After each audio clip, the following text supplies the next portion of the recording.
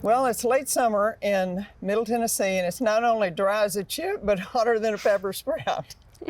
I'm here at Ravenwood High School in Brentwood with Sarah Kertai, who is going to tell us about how to keep a beautiful pollinator garden going, even with no rain and very hot heat. Sarah, what inspired you to plant this garden?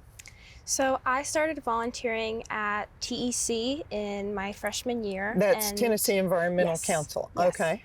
And seeing the work they had done at different high schools inspired me to show people just how beautiful native species can be.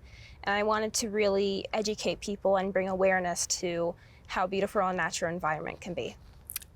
Awesome. That's awesome. Well, you've done a fantastic job. This is Thank 700 square feet, a little bit over than that, of pollinator garden. We can see the bees coming in and lots of things using this.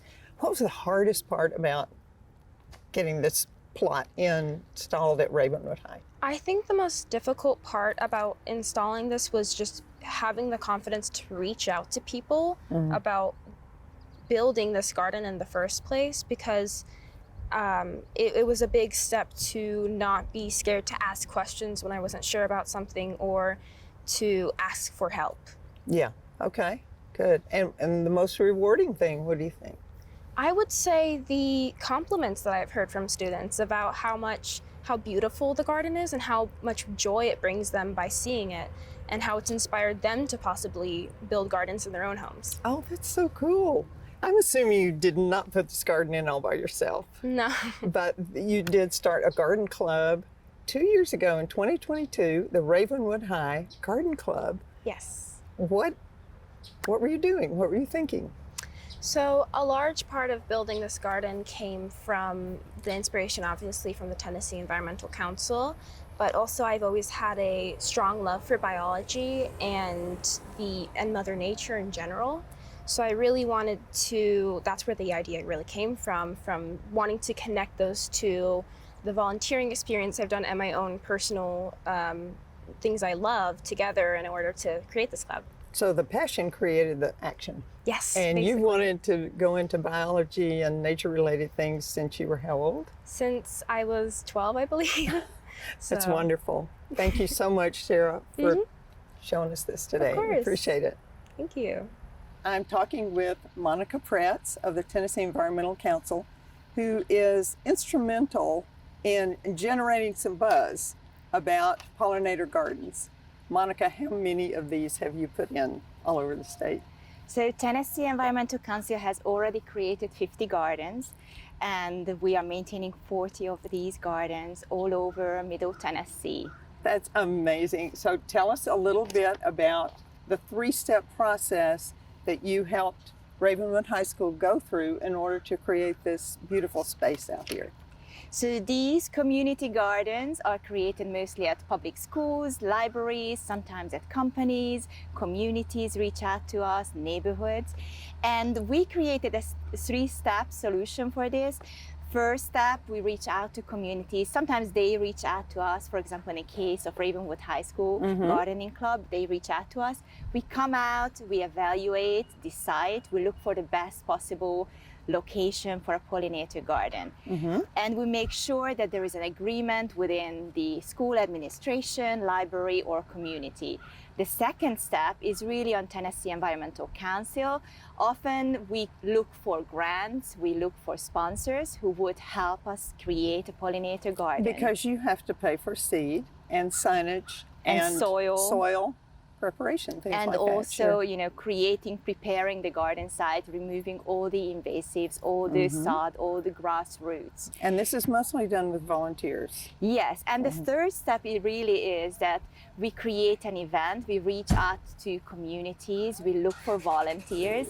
It can come volunteers as a school gardening club, but sometimes we have corporate partners who come out and help us with creating the gardens. That's amazing. What if someone sees this, the gorgeous blanket flower, the yarrow, the black-eyed Susan that is surviving in this heat and drought, what would you tell them? What advice would you give them?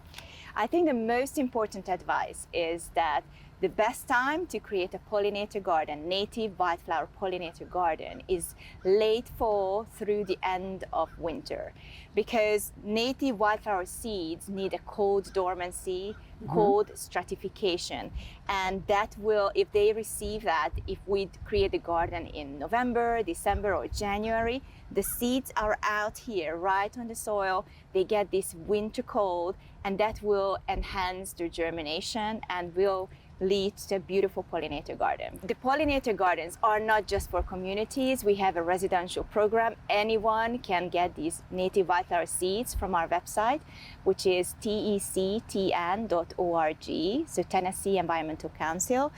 And you can look at our website. We have created beautiful native wildflower seeds. This one is actually curb appeal seed mix.